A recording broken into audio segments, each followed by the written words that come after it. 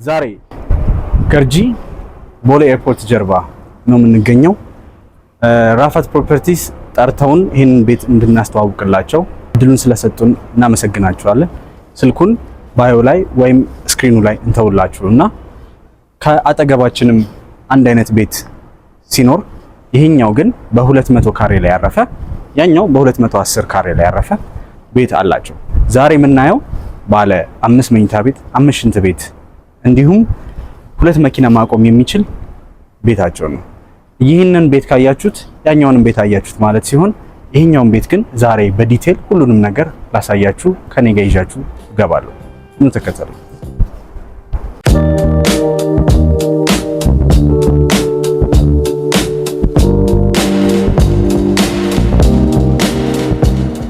እሺ፣ ይሄ ጋራጁ ነው። ለ2 መኪና ማቆሚያ በቂ ቦታ ያለው ሲሆን ልክ ከመኪና እንደወረዳችሁ መጀመሪያ የምታገኙት የመግቢያ በሩ ነው። በሩ ከሳዶር አልሙኒየም የተሰራ ሲሆን በምታዩት በጥቁር ማት ፊኒሽ ያለቀ ነው። በቂ የብርሃን ማስገቢያ እንዲሁም ውጪ ምን እየተካሄደ እንደሆነ ለማያ 2 መስታወቶች አሉት። ከላይም በቂ ብርሃን ማስገቢያ ሲኖረው እንዲሁም ለብርሃን ለማታ ታስበው የተዘጋጁ ስፖት ላይቶች አሏቸው። በውጪ በኩል አየር መቀበል ስትፈልጉ ወይም የሆነ ሰዓት ብቻችሁ መሆን ስትፈልጉ ራሱን የቻለ ስሞል ጋርደን ኤሪያ አለችው። እሷን ደግሞ እናያታለን በሰፊው። ወደ ውስጥ ገብተን ደግሞ ውስጡን ላሳያችሁ። እሺ፣ ይሄ ደግሞ ወደ ውስጥ ስንገባ በሩ ሃይድሮሊክ እጅ ያለው ሲሆን በሩ ተወርውሮ እንዳይዘጋ ያግዛችሁ። ከውስጥም በአልሙኒየም ፕሮፋይል ያለቀ ነው። ማት ብላክ ነው። ለማጽዳትም ለሞልቦልም እንዲመች ተደርጎ የተሰራ ሲሆን ውስጡ ስትገቡ መጀመሪያ የሚቀበላችሁ እቺ አነስ ያለች ቦታ በሴራሚክ ያለቀ ሲሆን እንዲሁም መሀል ላይ በሃዲድ ኤልኢዲ መብራት ተዘጋጅቶለታል። የውጭውንና የውስጡን ብርሃን አምቢያንሱን እንዲጠብቅ ተደርጎ የተዘጋጀ ሲሆን በዚህ በኩል ደግሞ ሌላ ፍሬም ዊንዶው ሲኖረው ሳውንድ ፕሩፍ ተደርጎ የተሰራ ነው። እንደምታዩት ከበቂ በላይ ብርሃን ያስገባል። እቺን ኤሪያ ኮመን ኤሪያ የምትጠቀሙበት ከውጪ ስትገቡ ጫማ ለማውለቅ፣ ዕቃ ለማስቀመጥ እንዲሁም የተለያዩ ነገሮችን ሀውዝ ለማድረግ የተዘጋጀች ናት። ወደዚህ ደግሞ ስንገባ ትልቅ ተንሸራታች በር አልሙኒየም ፕሮፋይል የተሰራ አለ። ይሄም ደብል ትንትል ዊንዶ ደብል ግላስ ዊንዶ ነው የተዘጋጀው። እዚች ጋር ትንሽዬ ኢንዶር ጋርደን አለችው። ወደ ውስጥ ስንገባ በዚህ በኩል ዋናውን ኪችን እናገኛለን። ከዛ ግን በዚህ የመጀመሪያው በር መኝታ ቤት ሲሆን ብዙ ጊዜ ለአጋዦች ወይም ሼፎች እዚህ ማረፍ ይችላሉ። ስንቀጥል ላውንደሪ ሩሙ ነው። ለ2 ማሽን ከበቂ በላይ የተዘጋጀበት ሲሆን እንደምታዩት ማጠቢያ እንዲሁም ማለቅለቂያ እንዲሁም ማድረቂያ እንዲሆን እንዲችል ተደርጎ ያለቀ ቤት ነው። በምታዩት በግሬ ሴራሚክ ያለቀ ነው። ስንቀጥል ይሄ ደግሞ ወደ ፓውደር ሩሙ እንገባለን። ይሄ የመጀመሪያው ታች ያለው ፍሎር የመጀመሪያው ሻወር ሽንት ቤት ነው። በጎቤ ብራንድስ ያለቀ ሲንክ እና መቀመጫ ይኖራል። እንዲሁም ኦቨርሄድ ሻወር አለው ከቴሌፎን ጋር። እሺ፣ ይሄ ደግሞ ዋናው ኪችን ነው። በሩ እንደምታዩት መሀል ላይ ግላስ የገባለት ሲሆን በማይት ዋት ፊኒሽ ያለቀ ሲሆን ነው ሰው ሲመጣ ምናምን ለማየት እንዲመች ተደርጎ የተዘጋጀ ነው።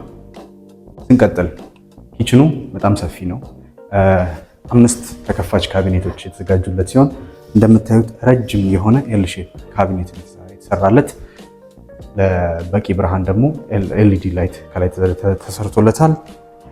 የተለያዩ አይነት ካቢኔቶች ለተለያዩ አይነት ኦኬዥኖች ያዘጋጁት ነው። እንዲሁም ክፍት የሆኑ ካቢኔቶች አሏቸው። ለስፓይሶች፣ ለሳህኖች ቶሎ ቶሎ ለምትጠቀሙበት ነገር አድርገው ያዘጋጁት ነው። ስፔሲፊክ ኤሪያዋ እቺ ለፍሪጅ የተሰራች ናት።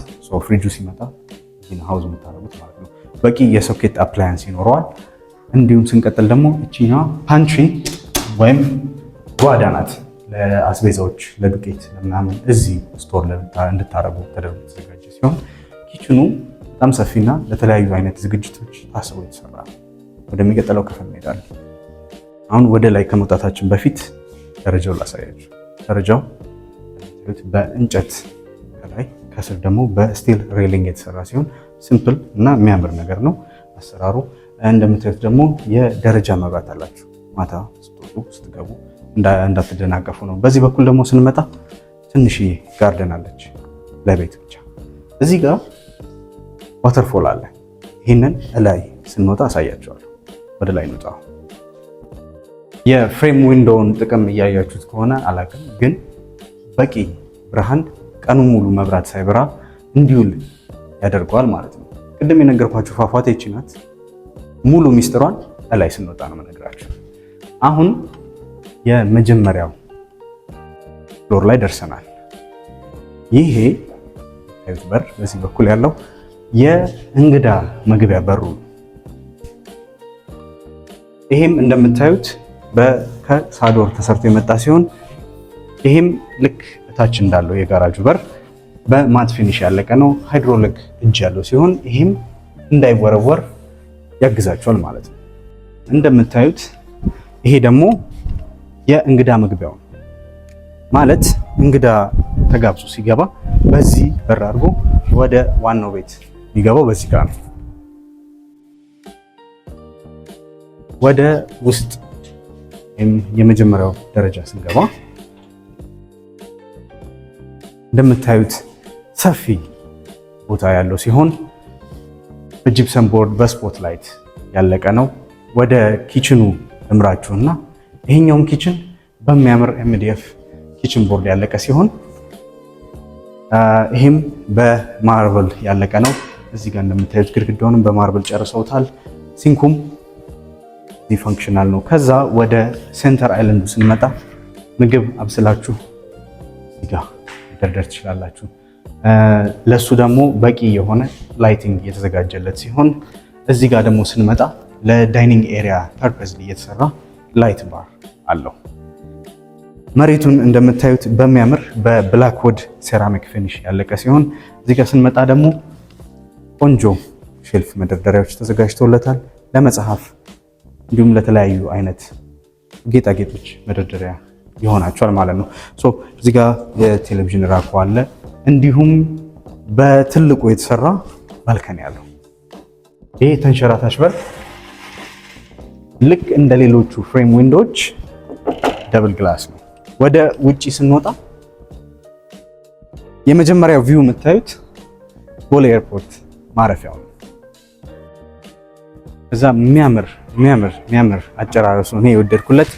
አረጋል ናቹራል ፍሬምለስ ዊንዶ በደንብ መብራት እንዲገባ ተደርጎ ታስቦበት ስለሆነ የተዘጋጀው አይ ዶንት ቲንክ የመብራት ችግር የሚኖርባቸው አይመስለኝም። እዚህ ስታርፉ ባልከኒው በጣም ሰፊ እንዲሁም ሪላክስ እንድታረጉ ተደርጎ የታሰበ ሲሆን ወደዚህኛው ስንመጣ ደግሞ ባልከኒው ከደረጃው ጋር የሚያገናኘው የመጀመሪያ በሩ አለ። እንቀጥል ወደ ውስጥ። አሁን ዋናው በር ይሄ ነው ብያቸዋል። ስለዚህ የእንግዳ ማረፊያ የመጀመሪያውን መኝታ ቤት ላሳያችሁ። ይሄ ልክ እንደ ኪችኑ በእንጨት ያለቀ በዋይት ማት ፊኒሽ የተቀባ በር ይኖረዋል። ወደ መኝታ ቤቱ ስንገባ በጣም ሲምፕሊ ኤሌገንት የሆነ ዲዛይን የተሰራለት ሲሆን መታየት ቁም ሳጥን በኤምዲኤፍ ራፍ የሆነ ሰርፌስ ያለው በሴራሚክ ያለቀ የሚመስል ተች ያለው ፊሊንግ ያለው አሰራር ነው የሰሩት።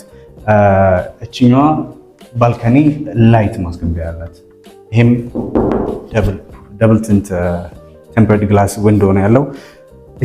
ይሄኛው መኝታ ቤት ዲዛይኑ ደስ ያለኝ ነገር እዚህ ጋር እንደምታዩት ሪዲንግ ላይት አላት። ማታ ማንበብ የምትፈልጉት መጠቀም የምትፈልጉት ነገር ሲኖር ይህንን ብቻ አብርታችሁ ማብራት ትችላላችሁ። ከላይ በጅብሰም ያለቀ ኤልኢዲ ስትሪፕ ላይት አለው። እንዲሁም ሴንተር ላይት ያለው ሲሆን ወደ ባዝሩሙ ስንገባ ይሄ ደግሞ ለገስት ሩም ወይም ለኮመን ኤሪያው የምትጠቀሙት ሽንት ቤት ነው። ሶ ዎክ-ኢን ሻወር አለው። ቤቱ መቀመጫውና ሲንኩ ከጃጓር የመጣ ነው። እንዲሁም በሚያምር ቫርኒሽ ፊኒሽ ውድ ፍሬም የተሰራ የፊት ማያ መስታወት አለው። እንዲሁም ከጃጓር ኦፍ ኮርስ የፎጣ መስቂያችሁ አብሮ ይመጣሉ ማለት ነው። ይሄኛውም ልክታች እንዳለው ሽንት ቤት ሻወር ሄድ እና ቴሌፎን ያለው ሲሆን አሁን ደግሞ ወደ ሁለተኛ ፎቅ እንወጣና እሱን ደግሞ እናያለን። ሁለተኛ ፎቅ ላይ ደርሰናል። this is the second floor ለዚህኛው ቤት እዚህ ፍሎር ላይ ሁለት መኝታ ቤት እንዲሁም ፕራይመሪ ወይም ማስተር ቤድሩም አለው። አንድ ሽንት ቤት ለኮመን ለሁለት መኝታ ቤት እንዲሁም የማስተር ቤድሩም ራሱን የቻለ ባትሩም እና ሻወር አለው ማለት ነው። ሶ ቤድሩሙ በጣም ትልቅ ነው። ኪንግ ሳይዝ ኩዊን ሳይዝ ቤድ እንዲችል ተደርጎ የተሰራ ሲሆን እንደምታዩት በቂ የተፈጥሮ መብራት እንዲገባ አድርገው ነው ዲዛይን ያደረጉት። ሶ በቀኝ በኩል እንደምታዩት ቆንጆ ሼልፍ አዘጋጅተዋል። የግል ንብረታችሁን እዚህ ጋር ደርድራችሁ መጡ አስበው ነው ያዘጋጁት። እንዲሁም ትልቅ የሆነ ቫኒቲ ሚረር ያለው ሲሆን እዚህ ጋር ኮስሞቲክስ እንዲሁም ራሳችሁን ቼክ አድርጋችሁ የምትወጡበት ኤሪያ ነው። ይሄ እንደምታዩት ሰፊ የሆነ ዋክ ኢን ክሎዘት አለው። እንደምታዩት ሰፊ ነው። የተለያዩ ነገሮችን የተለያዩ የግል ንብረታችሁን እንዲይዝ አድርገው ነው የሰሩት። እንዲሁም የመጀመሪያዋን መደርደሪያ ጁለሪ ቦክስ አዘጋጅተውላቸዋል። ሶ ቆንጆ ሬሊንግ መብራት አለው። ስትለብሱ ራሳችሁን ቼክ ስታደርጉ እንድታዩ ማለት ነው። ይሄ ደግሞ የማስተር ቤድሩሙ ሽንት ቤትና ሻወር ነው። ፎጣ መደርደሪያው የሚያምር ማት ብላክ ፊኒሽ የጃጓር ሲንክ አለው። እንዲሁም የተቀመጠው እንጨት ፍሬም ላይ በቫኒሽ ቫኒቲ ሚረሩም እንደምታዩት በቆንጆ ውድን ፍሬም አድርገው ነው የሰሩላችሁ። ከዛ በዚህ ጋር ደግሞ ስናይ ይሄኛው ከሌሎቹ ሽንት ቤት የሚለየው ለብቻው ሽንት ቤቱ ኦፍኮርስ ጃጓር እንዲሁም ከማንም ሰው ጋር እንዳትጋፉ ተደርጎ የታሰበ ሻወር አለው። ይህም ኦቨርሄድ ሻወር እና ቴሌፎን ያለው ሲሆን ኦፍኮርስ ከጃጓር ነው የመጣው። ወደሚቀጥለው ኤሪያ ላሳያችሁ እና ግን ከመውጣቴ በፊት ማሳያችሁ አንድ ቆንጆ ነገር ትልቁ ባልከኒ ነው። ያው ይሄን አይታችሁ ኮሜንት ላይ ቅር እንዳይላችሁ ቤቱን እንዲያጸዱልን በጣም አስቸኳላችሁ ስለነበረ ኮንደንሴት አድርጎ ነው መሀል ላይ እንዳልኳችሁ ሁለት ግላስ ነው። ስለዚህ እርጥበት ሲገባበት ኮንደንሴት ያደርጋል። ይሄኛውም ራሱን የቻለ ቆንጆ ቪው ያለው ባልከኒ ሲኖረው ኦፍኮርስ በአትክልቶች የታጀበ በቂ ናቹራል ላይት እንዲገባ ሆኖ ከዚህ ደግሞ ቀጥታ አየር ማረፊያውን ሲነሳ ወይም ሲያርፍ ማየት እንድትችሉ አድርገው ነው። እንዲሁም ይሄኛው ከታችኛው ፎቅ ጋር የሚያመሳስለው ከደረጃው ሲገቡ ወደ ባልከኒ አክሰስ በር አለው። ወደ ሌሎቹ መኝታ ቤቶች ስንገባ ማለት ነው። እሺ ይሄ ደግሞ የልጆች መኝታ ቤት ሲሆን ይሄኛው ከታችኛው ካየነው መኝታ ቤት ጋር ተመሳሳይ ሆኖ ግን ይሄ የሚለየው ምንድነው? ትልቅ ባልከኒ ያለው። ይሄ ባልከኒ ከሚቀጥለው ክፍል ጋር የሚያገናኙ ሲሆን ይሄኛውም ባልከኒ በሚያምር የኤምዲኤፍ ማት ፊኒሽ ያለቀ ሲሆን እቺኛው ሪዲንግ ላይት እዚህ አልተረሳችም። አሪፍ መደርደሪያ ቆንጆ ስፔሻስ ሆኖ ተሰራ። እንዲሁም በጅፕሰም ያለቀ ስትሪፕ ላይት ያለው ሲሆን ይሄኛውም ባትሩም ታች ልክ እንዳየነው ሁሉም ነገር ከጃጓር የመጣ ነው። መስታወቱ ዎኪን ሻወሩም ሄድ ሻወሩም እንዳለ ሆኖ በታችኛው ጋር ብዙ የሚለየው ሜቢ የፎጣ መስቂያ እቺኛዋ ቤት ቅድም እንዳልኳችሁ ከዛኛው ባልከኒ ጋር የሚያገናኘት ዋክ አውት ባልከኒ ያላት። ወደ ሶስተኛው ስንወጣ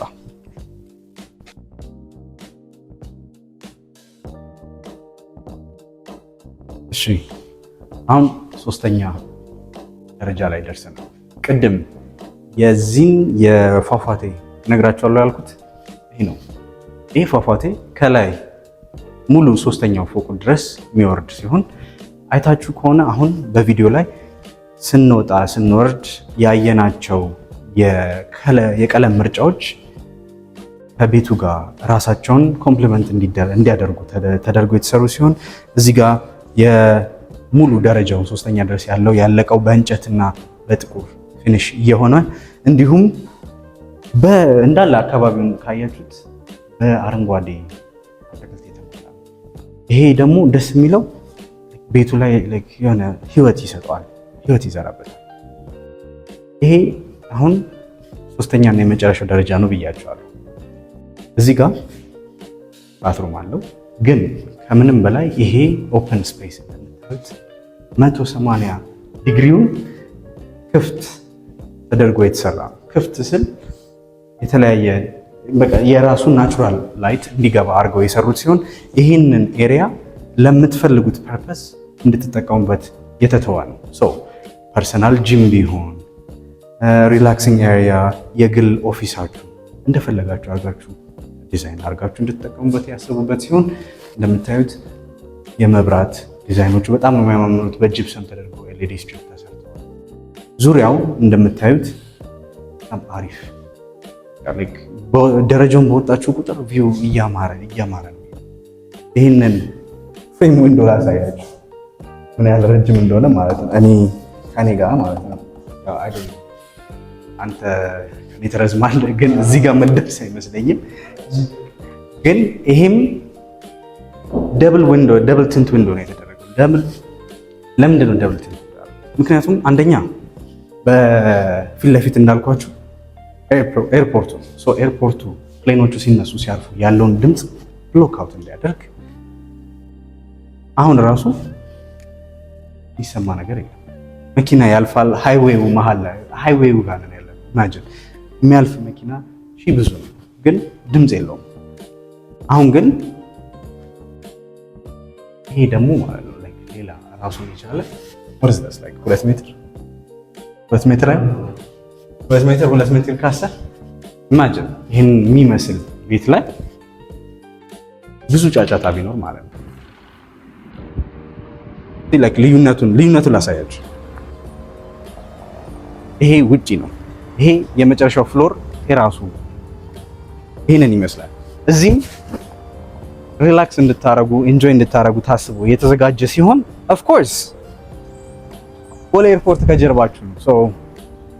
ጩኸት ይኖረዋል፣ የሚነሳ የሚያርፍ ፕሌን ይኖራል። አም ሹር ጓደኞቻችሁ ወይ ቤተሰቦቻችሁ ሲሄዱ ሲያልፉ ምናምን ነገር እንግዲህ ከዚህ ላይ ሰላምታችሁን ሊያዩ ይችላሉ። እንደምታዩት ፕሮፐርቲው እንዳለ ያለቀው በሚያማምሩ እጽዋቶች ሲሆን ከጎን በ210 ካሬ የተሰራው ደግሞ ቤት በሴም ዲዛይን ግን ከጎናችን ያለው ይህንን ይመስላል።